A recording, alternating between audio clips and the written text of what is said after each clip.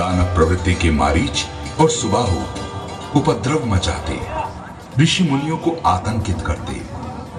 ऐसे राक्षसों से मुक्ति दिलवाने के लिए विश्वामित्र जी ने भगवान विष्णु से आग्रह किया। भगवान विष्णु ने दशरथ पुत्र राम का नाम सुझाया। इसके उपरांत भगवान राम ने अपनी शस्त्र निपुणता और ईश्वरीय कृपा से मारीच की मां ताड़का सहित कई अन्य राक्षसों का वध किया और मुनि ऋषि इस आतंक से मुक्त हो गए। इसी दौरान पत्थर में परिवर्तित अहिल्या को फिर से मानव रूप में जीवित करके अहिल्या का कल्याण किया। अच्छे अच्छे सूरमा और बलशाली राजा सीता स्वयंवर के दौरान जिस धनुष को उठा तक ना सके, उसे राम ने बड़ी सरलता से तोड़ डाला और सीता मैया ने वरमाला श्री राम के गले में डाल दी। ज्येष्ठ पुत्र श्री राम के राजाभिषेक की तैयारी हो ही रही थी कि कैकेयी की दासी मंत्रा ने कैकेयी के कान भरने शुरू कर दिए। कैकेयी को स्मरण कराया गया कि उसको राजा दशरथ ने 2 वरदान दिए हुए हैं, जिसके बल पर कैकेयी श्री राम के 14 वर्ष का वनवास और अपने पुत्र भरत के लिए राज सिंहासन मांग सकती है। जो भी इंजीनियर है वो स्टॉप कर दें। कैकेयी ने बाकी इसके बाद जो मंत्रा ने सुझाया, लेजर शो के ऑपरेटर इंजीनियर जो भी है इस आदेश को वो स्टॉप कर दें। जहां भगवान राम ने खुशी खुशी स्वीकार किया, वहीं चलने दीजिए, अनुज लक्ष्मण और सीता माता ने श्री राम के साथ वनवास काटने का प्रण किया। मानवता की रक्षा हेतु मार्ग में कई राक्षसों का संहार करते हुए तीनों पहुंचे पंचवटी। राम और लक्ष्मण की सुंदरता पर मोहित शूर्पणखा ने दोनों के समक्ष विवाह का प्रस्ताव रखा। दोनों भाइयों द्वारा अस्वीकार करने पर शूर्पणखा ने अपने असली राक्षसी रूप को दर्शाया, जिसके फलस्वरूप लक्ष्मण ने उसकी नाक काट डाली। शूर्पणखा ने रोते चिल्लाते रावण के सामने अपना दुखड़ा सुनाया और अपमान का बदला लेने के लिए रावण को भड़काना शुरू कर दिया। क्रोधित रावण ने सीता हरण की योजना बना डाली। रावण ने मारीच को कपट मृग का रूप धारण करने का आदेश दिया। सुनहरा शरीर, मणि सरीखी आंखें, अत्यंत सुंदर मृग पहुंचा सीता मैया की कुटिया के पास। मां सीता उसके आकर्षण से इतनी प्रभावित हुई कि उन्होंने श्री राम को उस मृग को लाने का आग्रह किया। राम चल पड़े मृग के पीछे पीछे। वन से श्री राम जैसे स्वर में पुकार सुनकर लक्ष्मण श्री राम की ओर जाने से पहले सीता मैया की सुरक्षा के लिए कुटिया के चारों ओर रेखा खींच देते हैं और सीता मैया से अनुरोध करते हैं कि इस रेखा को वो ना लांघें, यानी लक्ष्मण रेखा के अंदर अंदर रहें।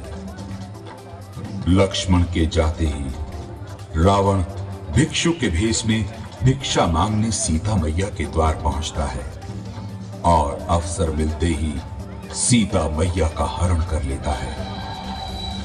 आकाश मार्ग में दुष्ट रावण को राम भक्त वृद्ध जटायु ने जब रोकने का प्रयास किया तो रावण ने जटायु को पूरी तरह से घायल कर दिया। कुटिया में लौट कर आने पर सीता मैया को ना पाकर श्री राम और लक्ष्मण दोनों चिंता में डूब जाते हैं, विचलित हो जाते हैं। खोज शुरू होती है। खोज करते करते राह में जटायु ने दोनों भाइयों को रावण के दुष्कर्म के बारे में बताया। व्याकुल भाई जब सीता मैया की खोज में भटक रहे थे, तभी उनकी भेंट होती है श्री हनुमान जी से। राम लक्ष्मण की व्यथा सुनने के पश्चात हनुमान जी सुग्रीव के साथ मिलकर सीता मैया को ढूंढने का बीड़ा उठाते हैं। खोज करते करते श्री हनुमान जी को जटायु के बड़े भाई संपाति बताते हैं कि मां सीता को रावण दक्षिण दिशा की ओर ले गया है। वानर सेना के महामंत्री जामवंत ने हनुमान जी को लंका जाकर सीता मैया को खोजने का आदेश दिया। समुद्र पार करते समय मध्य में श्री हनुमान जी को एक राक्षसी ने रोकना चाहा, तो हनुमान जी के पराक्रम और शक्ति के आगे वो राक्षसी ढेर हो गई और हनुमान जी लंका में प्रवेश कर गए।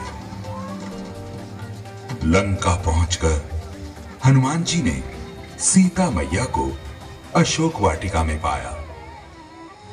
इसी दौरान रावण पुत्र अक्षय कई राक्षसों सहित हनुमान जी के हाथों मारा गया।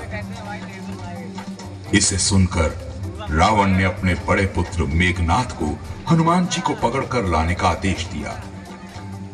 जब हनुमान जी को दरबार में लाया गया तो उनकी पूंछ में आग लगाने का आदेश दिया गया। बस फिर क्या था, हनुमान जी ने उसी आग लगी पूंछ से सारी लंका को फूंकना शुरू कर दिया। फिर श्री हनुमान सीता मैया से निशानी के तौर पर चूड़ामणि लेकर श्री राम तक पहुंचे और सारा विवरण जा सुनाया। इधर राम, लक्ष्मण, हनुमान, सुग्रीव और वानर सेना युद्ध की तैयारी में जुटे हुए थे। दूसरी ओर लंका दहन से सारे राक्षस भयभीत थे। दोनों तरफ से युद्ध की तैयारी होने लगी। रावण के भाई विभीषण ने रावण को कई प्रकार से समझाया बुझाया कि प्रभु राम भगवान हैं जो मनुष्य के रूप में प्रकट हुए हैं, उनका विरोध छोड़ दो और सीता माता को सम्मान सहित लौटा दो। रावण ने विभीषण का अपमान कर उसे अपने राजभवन से निकाल दिया। विभीषण श्री राम का दर्शन लाभ लेने के लिए राम के शिविर में आ गए, जहां राम ने उसे स्वीकार कर उसका राज्याभिषेक कर उसका राज तिलक कर दिया। लंका तक समुद्र मार्ग से जाने के लिए जामवंत ने नल और नील को बुलाकर पुल का निर्माण शुरू करवा दिया। सेतु तैयार हो गया। श्री राम की सेना युद्ध के प्रस्थान को चल पड़ी। लंका के किलों के चारों ओर के दरवाजों पर वानर भालू की सेना ने आक्रमण कर दिया। वानरों के झुंड राक्षस योद्धाओं के समूहों को मसलने लगे। इधर लक्ष्मण मेघनाथ की ओर बढ़े। मेघनाथ ने घबराकर वीर घातनी शक्ति चलाई जो लक्ष्मण की छाती में लगी और वो मूर्छित होकर पड़े। हनुमान जी उन्हें उठाकर शिविर में ले आए। जामवंत के कहने पर लंका के वैद्य सुषेण को बुलाया गया।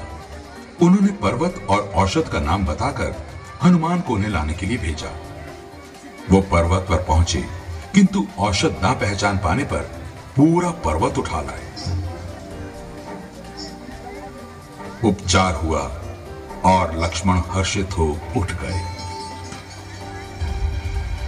भयंकर युद्ध से रावण मन ही मन भयभीत हुआ। कुंभकर्ण को जगाया गया। ये देखकर श्री राम ने 1,00,000 बाण छोड़े। भयंकर युद्ध हुआ। कुंभकर्ण का सर धड़ से अलग होकर रावण के पास जा गिरा और दौड़ते धड़के श्री राम ने 2 टुकड़े कर दिए। रावण विलाप करने लगा। मेघनाथ अगले दिन के युद्ध प्रस्थान के लिए आवेशित हो गया। लक्ष्मण और मेघनाथ में युद्ध हुआ। अंततः मेघनाथ मारा गया। रावण युद्ध के लिए अपनी विचित्र फौज लेकर चला। रावण के वज्रतुल्य शरीर में किसी पर्वत, वृक्ष, बाण के प्रहार का असर नहीं होता।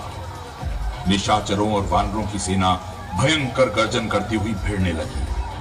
किसी प्रकार के प्रहारों का रावण पर प्रभाव ना होता। वो फिर उठ पड़ा। तब विभीषण ने श्री राम से कहा कि रावण के नाभि कुंड में अमृत का निवास है, जिससे वो जीवित है। श्री राम ने कानों तक धनुष को खींचा और 31 बाण छोड़े। रावण के नाभि कुंड का अमृत सोख लिया सिर